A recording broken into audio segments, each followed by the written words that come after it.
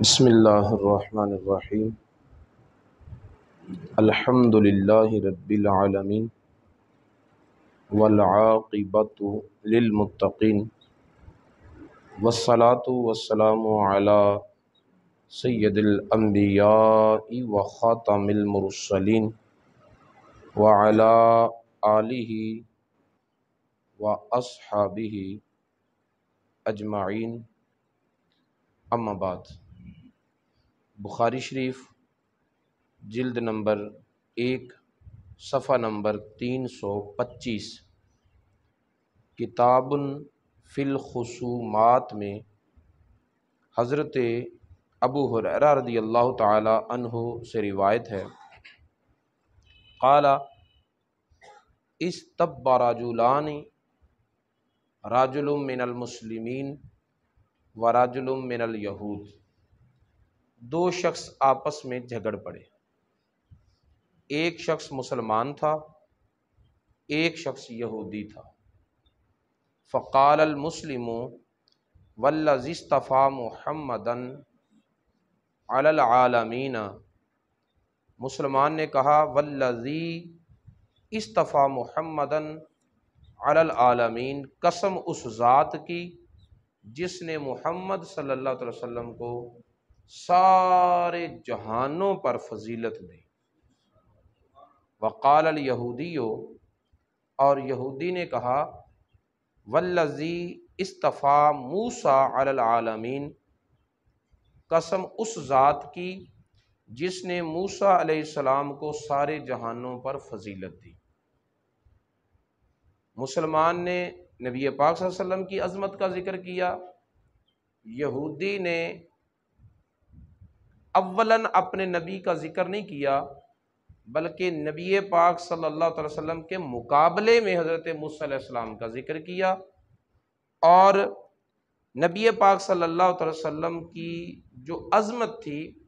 اس کو گھٹانے کے لیے موسیٰ علیہ السلام کی عظمت کو بڑھایا۔ جب یہودی نے مسلمان کے جواب میں یہ جملہ کہا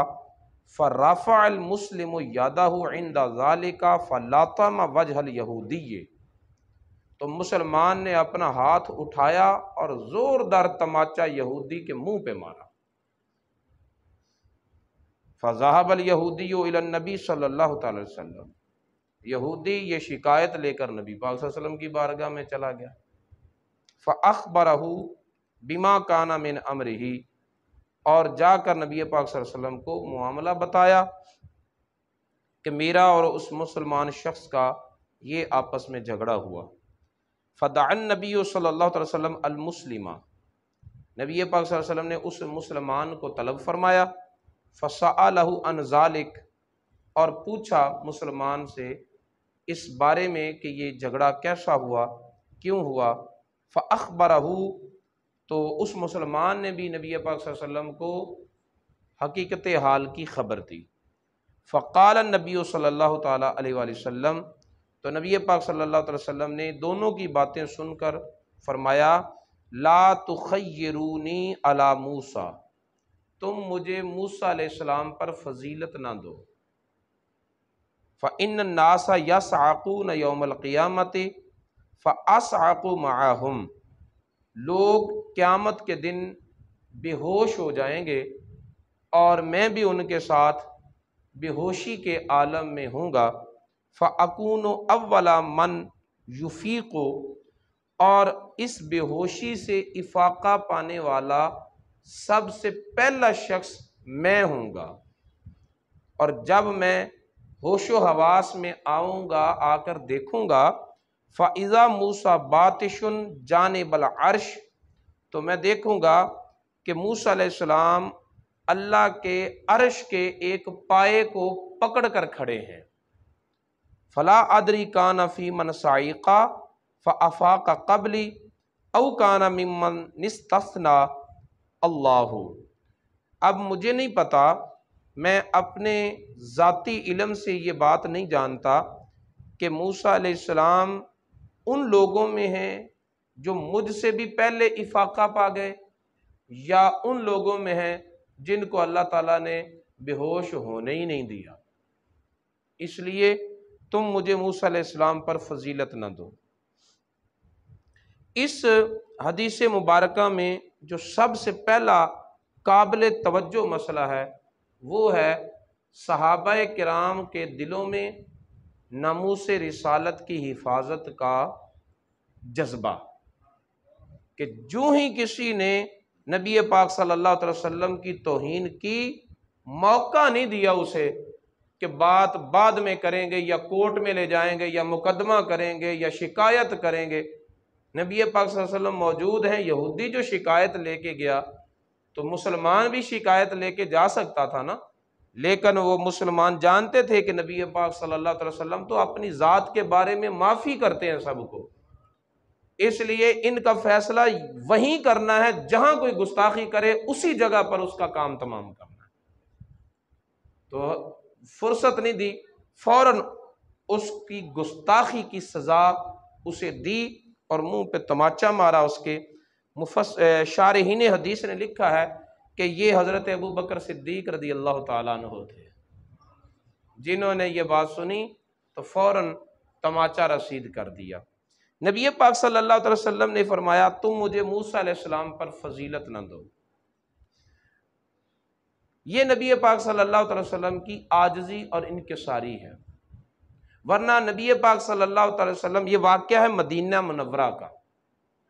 اور اس سے قبل مکہ معظمہ میں ہجرت سے پہلے نبی پاک صلی اللہ علیہ وسلم کو معراج ہو چکی ہے، اور معراج کی رات نبی پاک صلی اللہ علیہ وسلم مسجد اقصیٰ میں مصلی امامت پر تھے،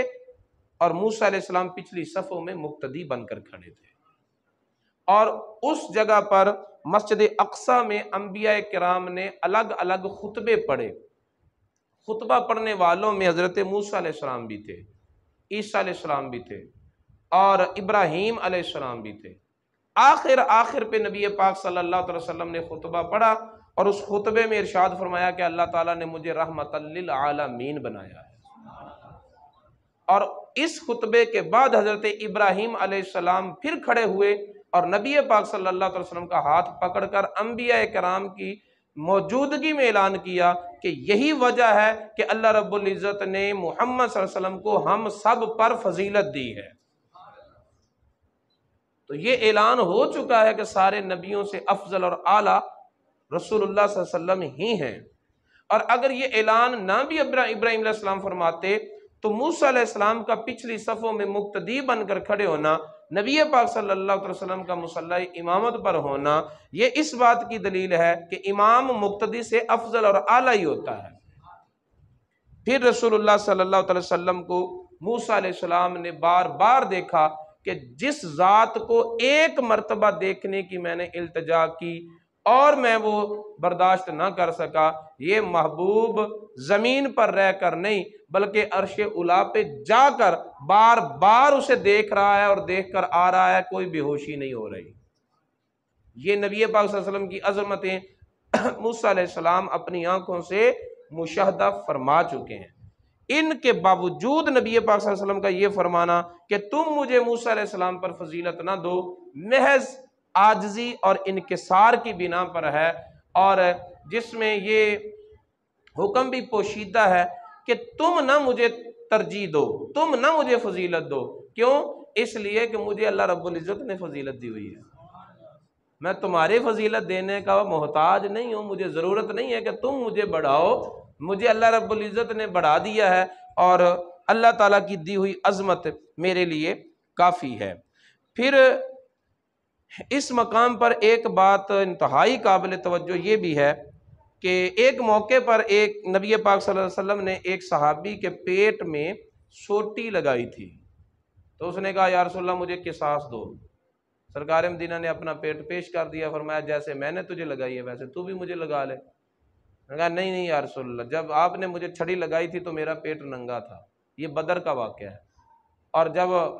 آپ مجھے جو ہے وہ ویسے قمیض سمیت پیٹ پیش کر رہے ہیں، آپ بھی کپڑا اٹھائیں،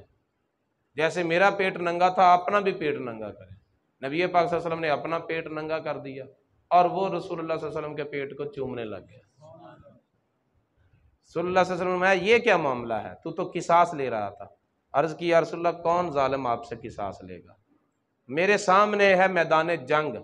مجھے نہیں پتا کہ میں نے شہید ہو جانا ہے یا زندہ بچنا ہے، میرے دل نے کہا ہے کہ مرنے سے پہلے اپنے جسم کو رسول اللہ کے جسم کے ساتھ لگا لے تاکہ تیری بخشش کا سامان ہو جائے۔ تو رسول اللہ صلی اللہ علیہ وسلم عدل کے معاملہ میں اس قدر محتاط ہیں اور اتنا یعنی کہ شدت اور سختی فرماتے ہیں کہ اپنی ذات کا معاملہ ہو تو بھی قصاص دلواتے ہیں، بدلہ دلواتے ہیں۔ اور ایک اور واقعہ بھی روایت میں آتا ہے کہ فاطمہ نامی کسی عورت نے چوری کر لی تھی اور اس کے قبیلے کے لوگ جو تھے وہ سفارش کرنے کے لیے آ گئے کہ اس کا ہاتھ نہ کاٹا جائے۔ تو روایت میں آتا ہے، وہ روایت صحیح صحت کے درجے کو پہنچتی ہے یا نہیں پہنچتی، لیکن یہ روایت میں آیا ہے کہ رسول اللہ صلی اللہ علیہ وسلم نے فرمایا کہ منسوب ہے آپ کی طرف کہ اگر فاطمہ محمد کی بیٹی بھی ہوتی تو چوری کی سزا اسے ضرور ملتی، لہذا کسی کی سفارش نہیں کام آئے گی، جس نے جرم کیا اسے سزا ملے گی۔ عدل کا معیار اس قدر ہے تو پھر یہاں قصاص کیوں نہیں دلوایا؟ تماچے کا جواب تماچا ہی ہے نا، قصاص تو یہی ہے نا کہ دانت کے بدلے دانت، آنکھ کے بدلے آنکھ، ناک کے بدلے ناک، والجروح قصاص، زخموں کا بدلہ اتنا ہی زخم ہے۔ تو صحابی نے لگایا تھا تماچا تو جواباً پھر تماچا لگوانا چاہیے تھا نا تاکہ بدلہ پورا ہو جاتا، وہ عمل نہیں کروایا۔ کیوں؟ اس لیے کہ اگر یہ قصاص تب دلوایا جاتا اگر ناجائز کیا ہوتا، چونکہ ابوبکر صدیق نے کیا ہی جائز تھا، وہاں بنتا ہی یہ تھا جو ابوبکر صدیق نے کیا۔ یہ تو نبی پاک صلی اللہ علیہ وسلم نے اس یہودی کی دلجوئی کرنے کے لیے یا اپنا عاجزی اور انکساری کا اظہار کرنے کے لیے آپ نے ارشاد فرمایا کہ مجھے موسیٰ علیہ السلام پر فضیلت نہ دو، ورنہ حقیقت یہی تھی کہ جو ابوبکر صدیق نے کیا تھا حق یہی بنتا تھا۔ یہی وجہ ہے کہ نبی پاک صلی اللہ علیہ وسلم نے بدلہ نہیں دلوایا، قصاص نہیں دلوایا، اس لیے کہ ابوبکر صدیق نے ناجائز نہیں کیا تھا، جو کیا تھا جائز کیا تھا۔ ٹھیک ہے، اور موقف جو تھا وہ ابوبکر صدیق رضی اللہ تعالیٰ عنہ کا ہی صحیح تھا کہ اللہ رب العزت نے سارے جہانوں پر علل اطلاق جس کو فضیلت دی ہے وہ مدینے کا تاجدار ہی ہے۔ اور اس سے یہ بھی پتہ چل گیا کہ اگر نبی پاک صلی اللہ علیہ وسلم کے مقابلہ میں کسی نبی کی تعریف کی جائے تو توہین بنتی ہے، تو کسی اور کی اوقات کیا ہے کہ رسول اللہ کے مقابلے میں اس کا نام بھی لیا جائے۔ نبی پاک صلی اللہ علیہ وسلم کی عزت اور ناموس کا یہ پہلو انتہائی حساس ہے۔ پھر رسول اللہ صلی اللہ علیہ وسلم نے فرمایا کہ لوگ بے ہوش ہوں گے، میں بھی ان کے ساتھ بے ہوش ہوں گا۔ جو رسول اللہ صلی اللہ علیہ وسلم نے فرمایا ہے وہ بالکل حق ہے۔ اگر رسول اللہ صلی اللہ علیہ وسلم نے فرمایا ہے کہ آپ پر بے ہوشی ہوگی تو ہوگی، لیکن نبی پاک صلی اللہ علیہ وسلم کی بے ہوشی اور عام لوگوں کی بے ہوشی میں بہت فرق ہے۔ دیکھیں نبی پاک صلی اللہ علیہ وسلم کو اللہ تعالیٰ نے حکم فرمایا کہ فَلَنُوَلِّيَنَّكَ قِبْلَةً تَرْضَاهَا، ہم تجھے اسی قبلہ کی طرف پھیر دیں گے جس کو آپ پسند کرتے ہیں۔ پھر فرمایا فَوَلِّ وَجْهَكَ شَطْرَ الْمَسْجِدِ الْحَرَامِ، مسجد حرام کی طرف اپنا چہرہ پھیر لیجئے، رسول اللہ صلی اللہ علیہ وسلم کو فرمایا۔ بعد میں پھر عام لوگوں کو فرمایا فَوَلُّوا حَيْثُ مَا كُنْتُمْ وَجْهَهُ او كما قال اللہ عز وجل، کہ تم جہاں کہیں بھی ہو اپنا چہرہ مسجد حرام کی طرف پھیر لو۔ عام لوگوں کو حکم الگ کیا، رسول اللہ صلی اللہ علیہ وسلم کو حکم الگ کیا، حالانکہ چہرہ پھیرنے والی کیفیت تو یکساں ہے نا۔ رسول اللہ بھی نماز کے لیے چہرہ بیت المقدس مسجد حرام کی طرف کرتے ہیں، ہم بھی نماز پڑھتے ہوئے چہرہ جو ہے وہ مسجد حرام کی طرف کرتے ہیں، بیت اللہ شریف کی طرف کرتے ہیں، لیکن دونوں میں فرق ہے۔ رسول اللہ صلی اللہ علیہ وسلم کرتے ہیں مسجد حرام کی طرف چہرہ اس کو قبلہ بنانے کے لیے، اور ہم کرتے ہیں اس طرف چہرہ تاکہ ہم اپنی عبادت قبول کروا لیں۔ تو ہمارا اس طرف چہرہ کرنا جو ہے وہ اپنی عبادت کی قبولیت کی غرض سے ہے، رسول اللہ صلی اللہ علیہ وسلم کا چہرہ کرنا اس کو قبلے کا شرف دینے کے لیے ہے۔ تو ہمارا اس طرف چہرہ کرنا اور رسول اللہ کا چہرہ اس طرف کرنا یہ دونوں برابر نہیں ہے۔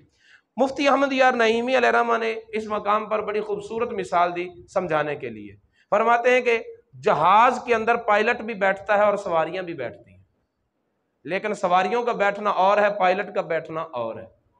پائلٹ جہاز میں سواری کرتا ہے اور اس کے پیسے لیتا ہے، سواریاں جہاز میں سفر کرتی ہیں اور اس کے پیسے دیتی ہیں۔ دونوں کے بیٹھنے میں فرق کیا ہے کہ یہ جہاز میں بیٹھتے ہیں عام لوگ منزل پر پہنچنے کے لیے،